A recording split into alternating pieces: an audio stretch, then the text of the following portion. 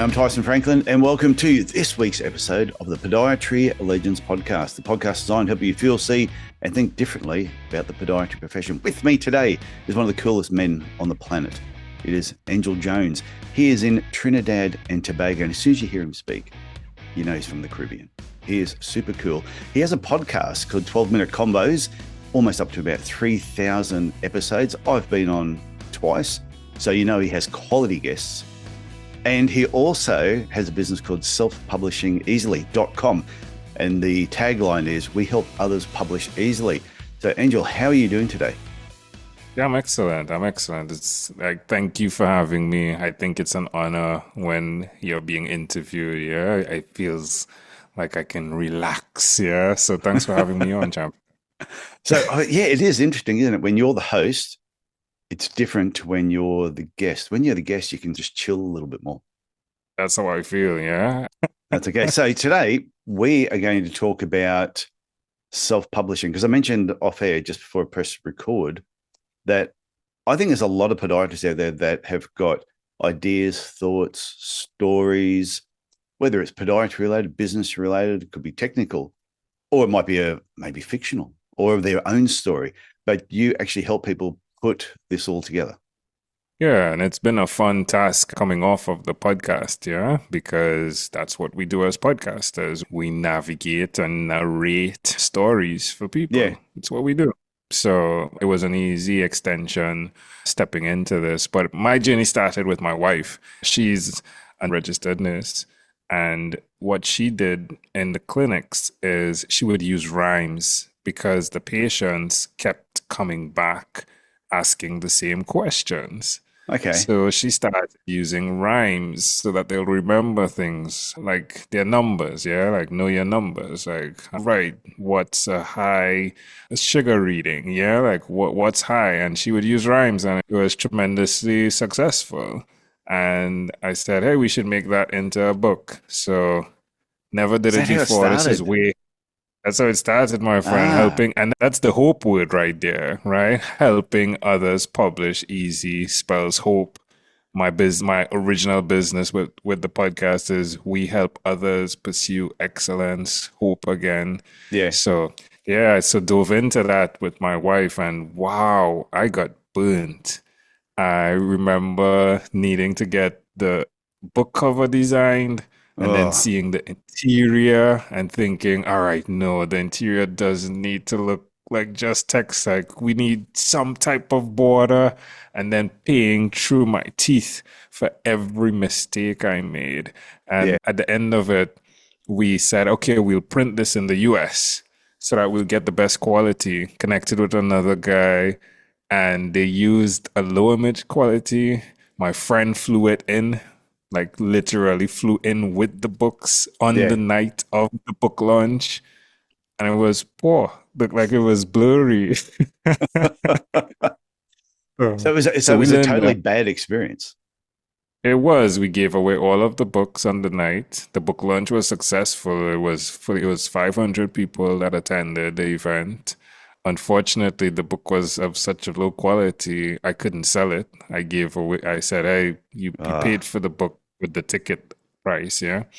But going forward, we never did anything like that, yeah? So Amanda, my wife, we published other books. Within the first one was Poems for You and Your Neighbors, Health Disorders Simplified. And then we moved on. And then we did Poems for Patients, a focus on diabetes.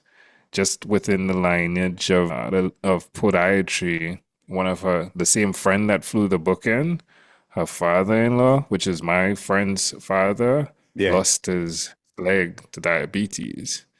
And then she really zoomed into diabetes. So we got that done properly. And then people started asking us, hey, could you help me publish my book? And that's where it started. Yeah, we started helping other people. Before we knew it, we were helping people write books by interviewing them. So I'll do 12 weeks of interviews, and through the interview process, create a book that identified or aligned with the person. Okay. So that was cool. That's what we've been doing. Yeah, go for it. So if somebody came to you and say they were a podiatrist, say they had an idea, they wanted to write a business book, would you interview them about the business book, or can they write a book, do a rough draft of it, send that to you, and then have you take it from there? Yeah, it's been a bit of the both according to the strength of the person. Yeah, so it's not set in stone that we have or I have to interview you. It's what works best for the person. So, for example, there's the service of you've completed the book, you just need it formatted to the Yeah, size of the book. We get that done. We design the book cover and then we publish it on whatever platform you desire. Usually, we've been using Amazon for the most part because of what you get there. With yeah, Amazon, the cost for print is pretty affordable, and you can order a minimum amount of books. You could order one book, yeah, all the way up to 999. So that's good. And then Amazon has its own system where you don't need to order any books. You could just tell someone go buy the book there and get the royalties and not have to do anything, and they'll handle everything. So that's an idea. But then there are people who don't know how to put the story together. yeah, And that has been the best part for me because it gets me checking all of the creativity boxes that I love. Yeah. Like figuring out how the book fits with the business the person's doing. Yeah. Or the interests of the person. Like, how does the book that we're about to create meet the goal that they desire for their purpose in life? yeah. Because there are people who want to write a book because other people have done it. And then I get people, and I love these types of people who understand the legacy part of this, yeah? Who say, like, I want my grandson or grandchild to be able to see this. But it doesn't have to be text only, right? Like we did one book I gave called The Breadfruit Tree. And it's this guy who he's philanthropic and he gives away breadfruit trees. And he wanted to create a story around the breadfruit tree. Are you familiar with breadfruit? I'm saying breadfruit as No, I don't know what that is. you probably call it something else. I'm sure if I It's Google it, I'll probably go, oh, okay, that's exactly what it is. And there's yeah, probably other people listening to this going, come on, Tyson, you need to keep up to date with what breadfruit is. But I will know by yeah. the end of today, I'll know what breadfruit is. Yeah, so anyway, he gives it away. It's a very cool food. It's like ration food, but it's really good. It's something that grows on a tree. It's circular. You cut the thing in half and you can boil it and eat it. It's starchy, so it's Yeah. good. There are benefits there, yeah. But anyway, he gives these away because he believes in sustainability style of life. And a breadfruit tree can do that for you. So anyway, he created this story and yeah, we got a local artist to paint pictures and like Oh, that's it's cool. checking all the boxes, yeah, of the Yeah. creativity. But more than anything else, it aligns with who he is and it's a legacy block, yeah? So we've done I a like the lot idea of of that books. though, because like you said about the legacy, there'd be a lot of people go, oh, I want my children to understand or say a certain aspect of my life or my thinking on life, but they don't know where to start with the book, how to get it started. So I like the idea where you can do that interview process, pull out the information, just like we do with a podcast. Because it's surprising. Exactly. I would say every second guest that I have on that I reach out to, some people I'll reach out to go, hey, why don't you come on the podcast? And they go, yeah, I've been waiting for the call. But more than 50% would go, oh, I've got nothing to say. And I go, everybody Mm. has a story. And then when I get them on there and they take me through their podiatry journey or what they've learned or something they're doing, at the end of it, they go, that was more fun than I thought it was going to be. I didn't think I'd be able to talk about that as much as what I did, especially when some of them are doing something really cool. You're a master at your art as well, but I'm sure if you took that episode, you could create a very cool book because it's exactly that. And I saw that. I saw that in the 12-minute conversations. I realized, wait a minute. if you're able to create a conversation, it's the hook. It's the hook, Yeah. right? And then it's so funny that this rhymes. So you create the hook and then you create the book. Yeah, just made that up. But it's exactly what a book is. When you meet a page turner, like I was listening to the interview you had where you guys are building it out on Simon Sinek's book, right? Oh, It's yeah. really it's the hooks, yeah, that you're highlighting. And then there's the book. And everyone in their life, like for example, your last conversation with me when you told me you were doing Thai boxing, right? Yeah. That's the hook. Like I remember that, yeah. And when you put things like that in a story or in a book, to then communicate the thing that's even more powerful, which is I want to stay fit and you should stay fit as well. And Ah, I yeah. did. Okay. Yeah. I get, yeah. So that whole idea about, yeah, at 58 years of age, trying to stay fit, not wanting to die too young, taking up Thai boxing, every day being in pain, pretty much. There's actually a story in that, but there's probably also a lesson that somebody else that could be older than me or younger than me would read that and go, I can relate to this. That There you makes go. sense. It's worked for me. Oh, You Ty you the Thai have me fit. boxer. Yeah. I'm not going to do Thai boxing, right? But I'm building up my body because Yeah. it just made big sense when you said it, and you were just sharing your story, and that's what great books are about, yeah. And when you get strategic with that, it works, and it's been working, and we've seen it work for others, but we're in the background. No one really knows about us. Like you didn't even know I was doing this, right? I had no Uh, idea. Yeah, so we're the invisibles. And that gives me even more pleasure because it's truly the person's story we're crafting. It's not attempting to create a story that's my style. Yeah. It's getting in there and representing as best as possible, yeah, what the person needs to be told. And in time, years from today. Yeah. So would most people come to you with an idea? I have an idea for this book, and they would come to you, or does somebody say, I just want to write a book, but I don't know what to write on? I just always know I wanted to publish a book. That's how I wrote It's No Secret There's Money in Podiatry. I always just Mm. wanted to write a book. It was something I always wanted to do from the time I was a kid. Then I thought, what do I know the most about right now? And it was podiatry business. And that's how the book came about. But it cost me an absolute arm and a leg to do that first one.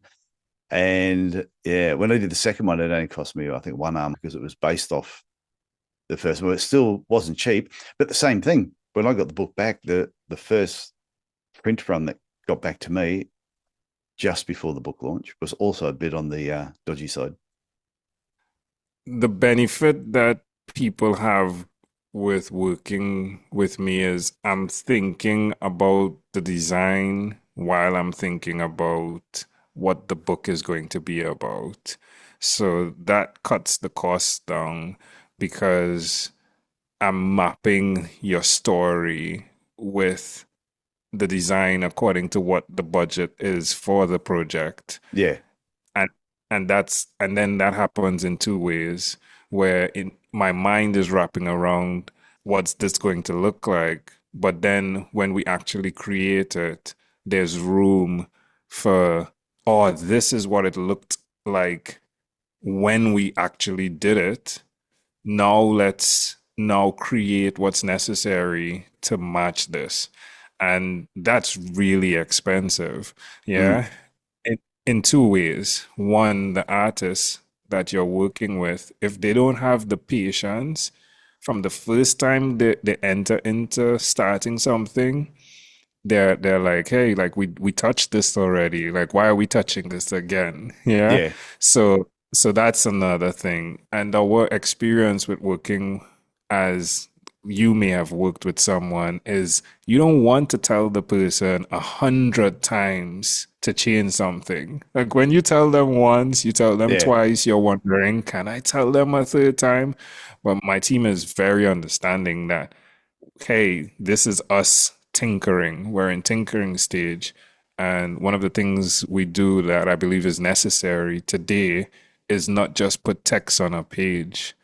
There's no way text on a page holds readers, well, most readers anymore. Yeah. Yeah.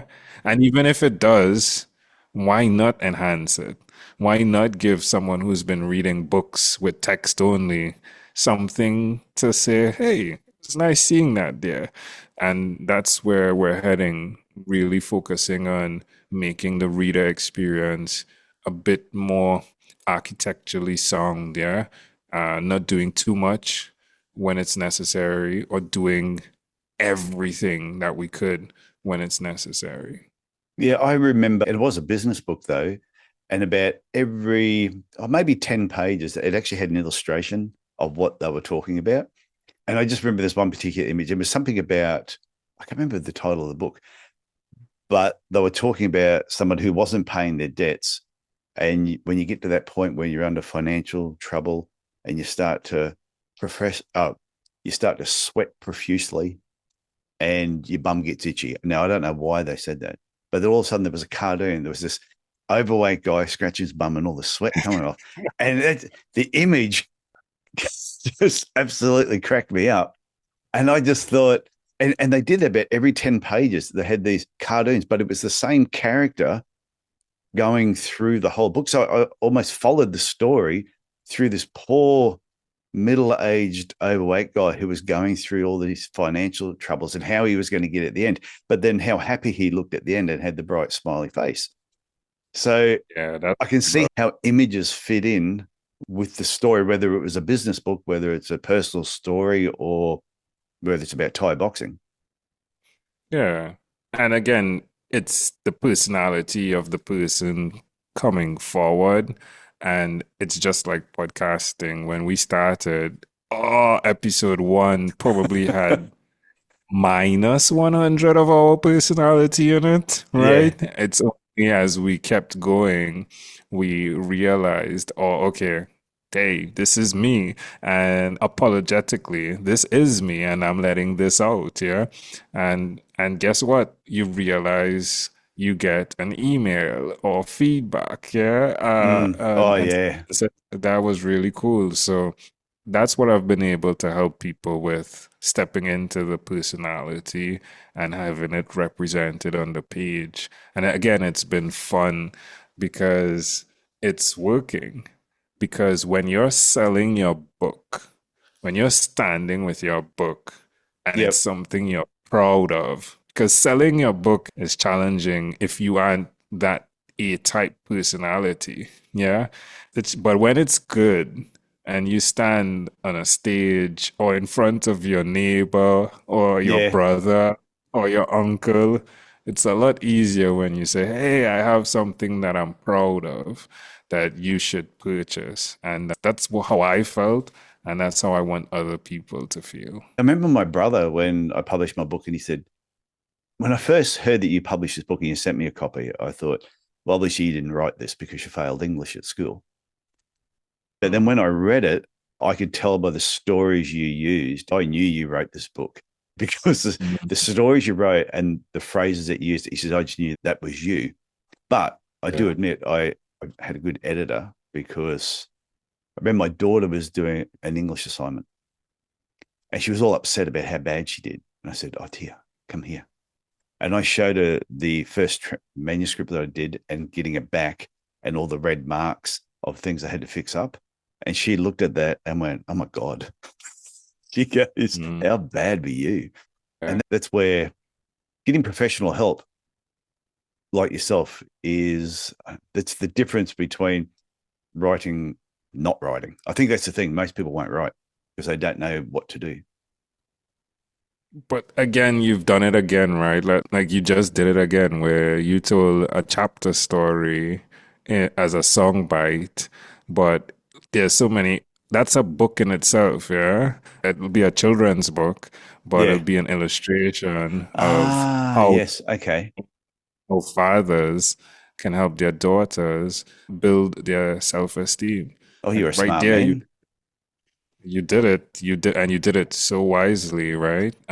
But then there's the possibility of repeating that without requiring memorization because it just comes natural to you, right? It's a story that's embedded in your mind, in your heart, and then multiplying it is easy. And that's the thing that took me time to learn. Initially, I thought I would tell the story the way I would want to hear it, Yeah. and then realize the person needs to tell the story the way they'll remember saying it over and over and over again. Yeah. It's really got me So, thinking. Yeah. And I can see a lot of podiatrists too who they tell stories to their patients on a regular basis about how to improve their foot health because of diabetes or how to exercise better. Just all this advice that we give out on a regular basis. So I could imagine the podiatrist taking those stories that they normally tell a patient, talking to you and producing a book that they could then hand to the patient. And that'd be so awesome for the profession, all these books coming out.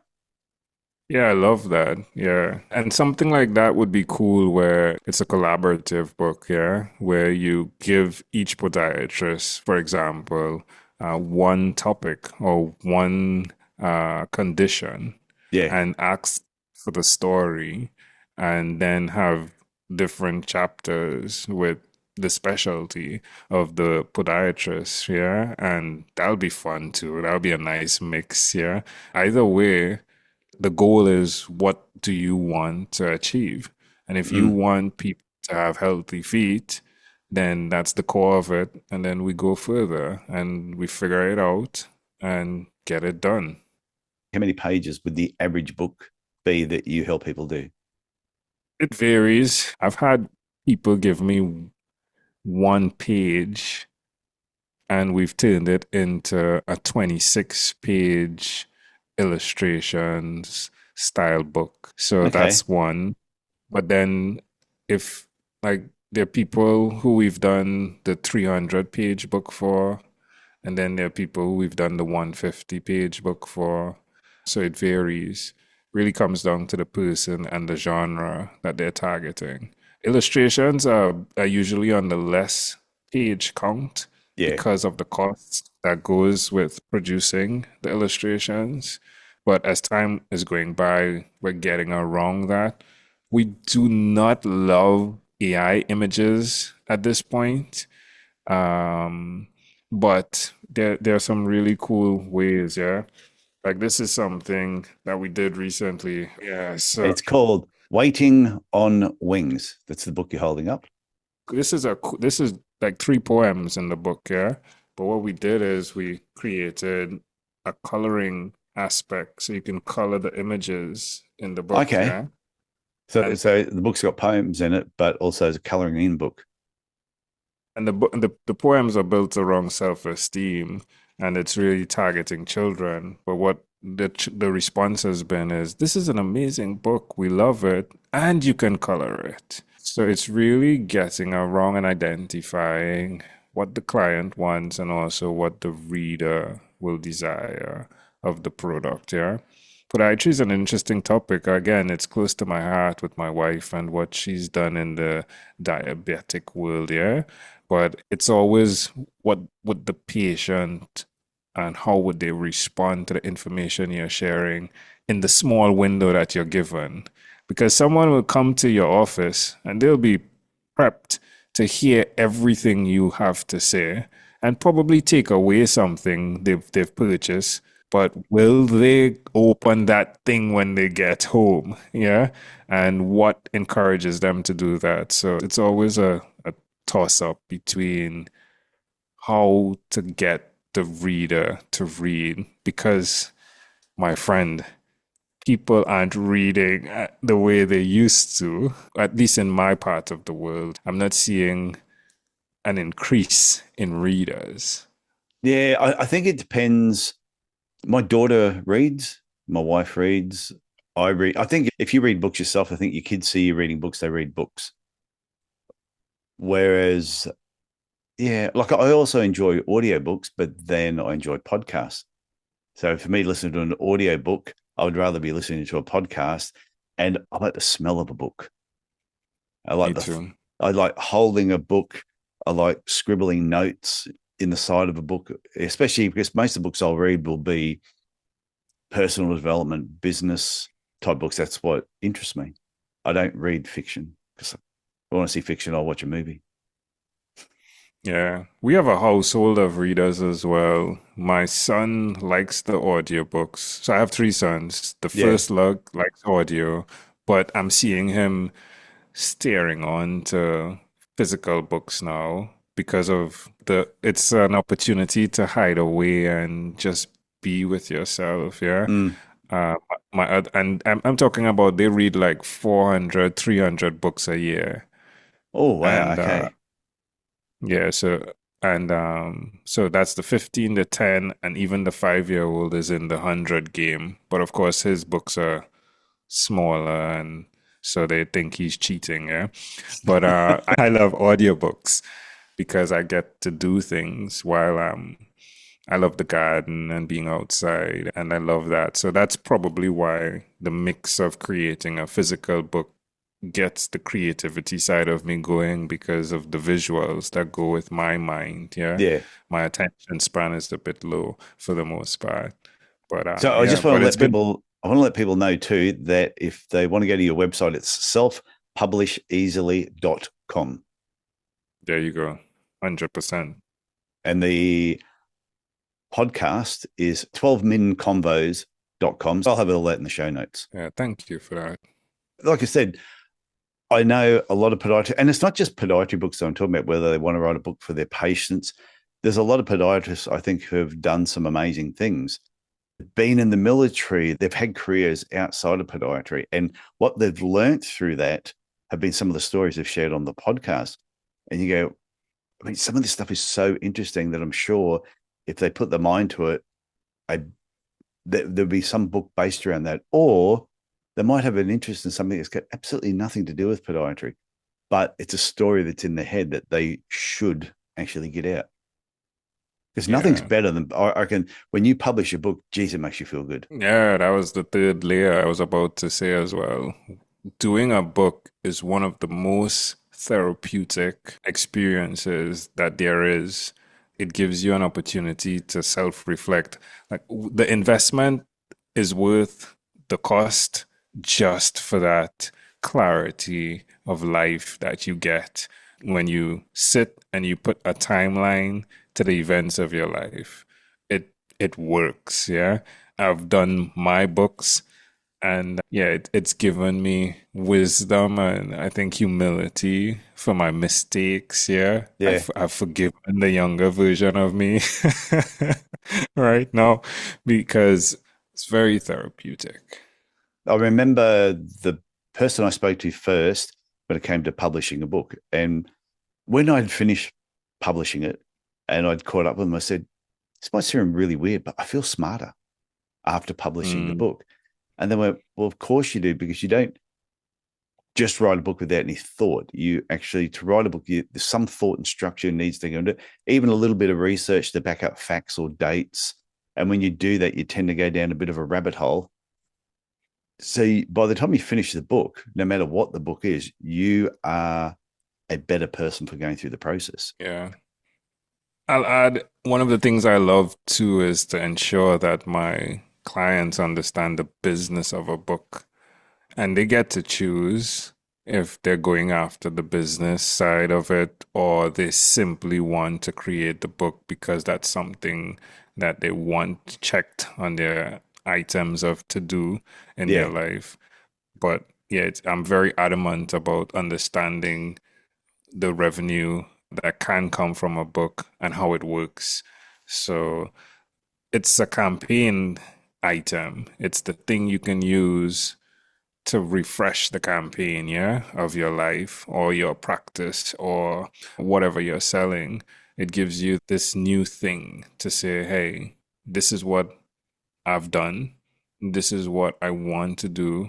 And this is my book about it. You should read it.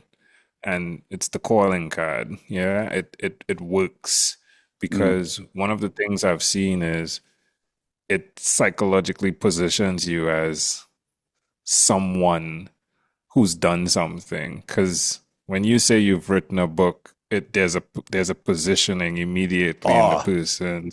yeah. Yeah. Yeah, my mum does 10-pin bowling, and she rang me up the other day. She said, "Oh, I sold your book." I said, "The one that I signed for you when I wrote it." I said, "Yeah, this is for my mum." She said, "Yeah, I sold it at 10-pin bowling." I said, "What'd you sell it for?" And she went, "Well, I was talking to this lady, and we were just talking about our kids, and she was boasting about her child." And I said, "Oh yeah, and my son's a published author." And they went, "Ooh."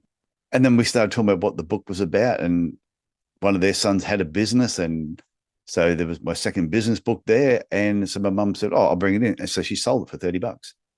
Love it. Proud mom. Proud And I said, mom. I said, "Yeah." And she just went, she goes, "I was so proud because you all had careers. I'd done podiatry and their sons had all done things." She said, "But you were the only son that had published a book, and not just one, you'd done Mm. two books." She goes, "So I was so proud to say that my son was a published author." And I got it. I actually understood what she was talking about, because even when I had the book published, that's how I felt. It was like, you know what, I've done something like that a lot of people think about doing but never do it. And now here's their opportunity to actually do it. Let's come back to Simon. What's your reference to Simon Sinek? My reference in, well, he's written a lot of books. There you go. If When I if think of he Simon didn't write Sinek, book, he's written a lot of books. That's my it's reference. He is an author who has written a lot of books, who gets a lot of speaking engagements off the back of a lot of the books he's written, and they're all good books. He hasn't written a dog yet.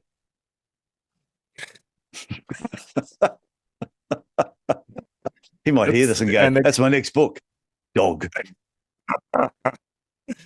and again, it's the thing, right? It's there's a positioning in your mind that has Simon in a place, and it's only because really, well, he's written great books as well, yeah, but it's because of that, Yeah. and But that's it's a the same that's a as, you would have heard of Robert Kiyosaki.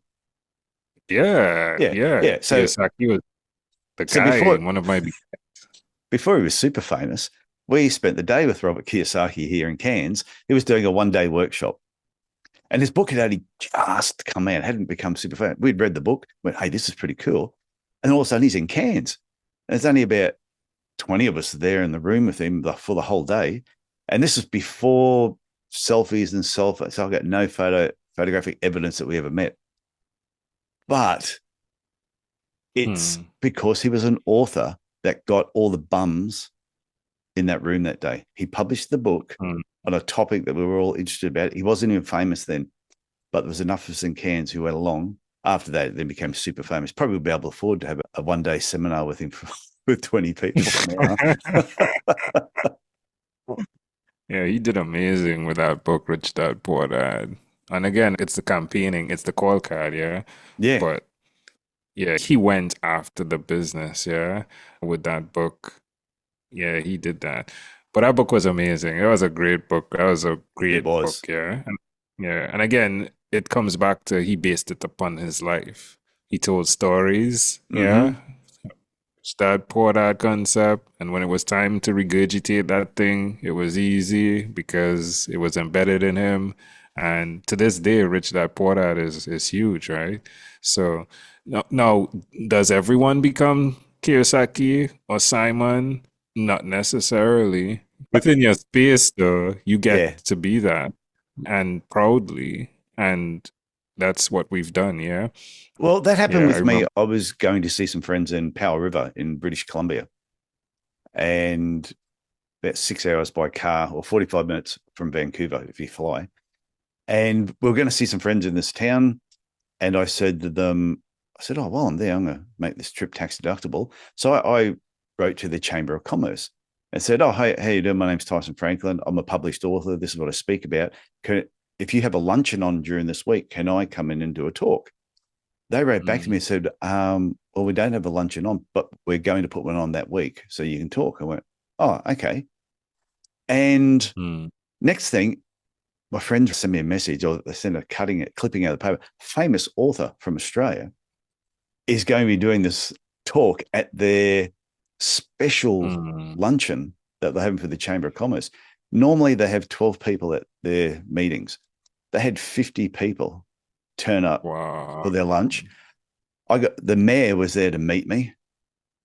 So I got a Wow. photo with the mayor and it was in the paper the next day about this famous author from Australia doing this. And my friends are just going, if they only knew, they'd be huge. I'm sure someone could have said that about Kiyosaki way back then too, right? Yeah. But you did it. And you took the picture because you learned from the Kiyosaki experience, right? Like And always take the the mayor wanted to meet me. So we shook hands and he sat there and listened to my amazing. talk. And what it taught me was, like you said, your book is a big business card. So whether you wrote, mine was a business book, whether you wrote a children's book, if I met another podiatrist and they said, "Oh, I've written this children's book," I would be impressed. Yeah. Yeah, it does open you up to a world as well that you never knew existed. And I've heard that many times, right? It opens you up to a world that you never knew existed. So, yeah. But congratulations, though, my friend. Yeah, that's a good one. Yeah, I love that. Okay, Yeah. I need to ask you a question. So there's going to be podiatrists sitting back listening to this. Oh, there's a lot of people who listen to this podcast who are not podiatrists as well. Is there a cost range that to get started or what it could go up to? Because I know there's probably people sitting there thinking, oh, but it's probably too expensive. But I've got a rough idea. It's not as expensive as what they think. Yeah, so I'll say the highest price item can go anywhere from 3,000 to 4,000 US, and Yep.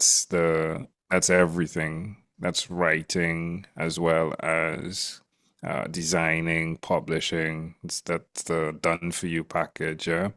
And then there are other things that you can break our services up into.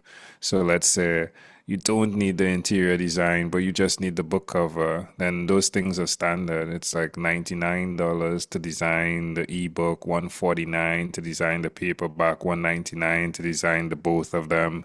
Everything's on the website though. Yeah. We're very clear cut when it comes to the pricing of how things are. If we're formatting the book, it's 250. If we're editing the book, well, we need to get a sample of the chapter to feel the vibe of the thing, to know what it'll take to edit it. And then we give you back our version of the edit so you can know if it's a right fit before attempting to go for the entire book and then Yeah. realizing, no, this person's destroyed my work, yeah? So yeah, so we're very open with our prices at this time, and we've not changed them for the last 3 years. What we've done is keep things down on our side to ensure that the customer is happy, because again, the maths is necessary. If someone's paying 35 to 5,000 US, how do we make that even, just break even? Yeah. Yeah. And then it's tied to the amount of books that a person needs to sell, which I believe every person can sell 100 books. So if that's the starting point, if we do 100 books by $15, then at least you've recouped half of the cost right there. Yeah. Yeah. And then if the book is written in a way that it brings back income for another service, then it's even out of the park here, because now you've made what you've paid, but you've also been able to get a client that then creates recurring revenue. And who isn't happy with that? Well, my first book, 10 years ago, I wrote it. It costs more what you're charging now to do my first book costs a lot more than what you're charging Mm, now. And that was 10 years ago. But I will admit, every month from the time I published it in September 2014, I've received money in my bank account every single mm, month. And even the publisher that's at the good. time just said, I can't believe 10 years later, you were still making money from that book. And I said, because Yeah. that's how good the book is. Love it. You poured your heart out into the thing. Yeah, we've seen Oh, that then I had as one well. guy, then I had someone give me a 1-star review. And yeah, what I thought was really funny when I got the 1-star review, I went, I wonder how many books you've written.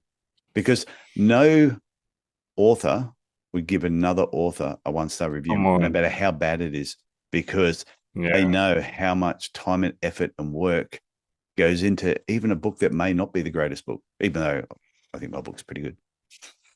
Yeah, well, those things hurt though. When you get those 1 stars, we've gotten 1 stars, and it's the weirdest thing. Imagine someone gives you a 1 star and says, "This book has too much information. I thought it would be less." It's like, what? When I got that first 1-star review, oh yeah, it cut me. I just went, oh, that hurt so much. Yeah, But since then, I have laughed about it. The person never used a real name, just put Emil, Emil. They used my name. The part that they picked on, I sort of went, if that's all you got out of the book, then you're a dumbass. And they know that. So I wow. don't really have to say anything else. But I think when I do my next book, I'm going to dedicate it to that person. When I got that 1-star review, it inspired me to go, you know what? If I'm annoying people, I need to write more. Well, I'll tell you something. I remember telling one of my friends, who eventually helped wrote a book, that I told her, hey, we wanted to buy something on Amazon, and we were looking at the reviews, and she said, "You look at the reviews before you buy something?" And she laughed at me. Yeah. Yeah, I do. So I was like, "You don't look at the reviews when you're buying something?" And she said, "No, if it's good, I buy it." It's like, oh, okay then. So that doesn't match with what I do. But there are people who buy something for other reasons than Mm. just the reviews. Yeah. Oh, yeah. Like So I will read reviews, but I read into the review because me exactly what you too. said. Oh, you get a 1-star review because you give too much information. Like I saw a review on a restaurant once. They gave them 1 star because the traffic was bad on the way to the restaurant. But let's go back to your mom though. Like Yeah, your mom sold a book and the person didn't care that you got a 1 star review. no. The person got the reference point from someone they trusted and it was a done for deal. Yeah. So and that happens a lot. We've seen that a lot. We've had Amazon sales where you get zero sales for months and then you see 150 books purchased. Mm. Yeah. So it's a give and take, but Well, that's it happened to me. works. That's how I know when there's been a podiatry conference and somebody at the podiatry, all of a sudden I'll see a spike where 50 books got sold that particular month. And I'm like, that's unusual, just a spike in that country. And then I'll Yeah. know someone in that country go, was there a conference? And they go, oh, actually, yeah, there was. And the person on stage put a photo of your book up there and said, oh, you need to read this book. I love it. And Amazing. everybody thought it straight out. They didn't read a review. They didn't care because the person on stage said the book was good. And I think a lot more people, it's word of mouth about books, what's good and what's not. Yeah, I got Simon Sinek's book because I listened to you both do a review on the book, It's a right? good book. I didn't even check the review. You guys just said you heard it in your tones. This is a book you need to read, yeah? So it's there now and it's on my queue next to read. Okay. So before we wrap up, do you have any final words of advice, wisdom that you'd like to share with whoever's listening to this podcast, whether a podiatrist or not a podiatrist, just about the process or what's the best way of getting in touch with you if they want to achieve other than the website selfpublisheasily.com? Well, the thing that I think this conversation has allowed us to represent is the power of relationships and the way it's built.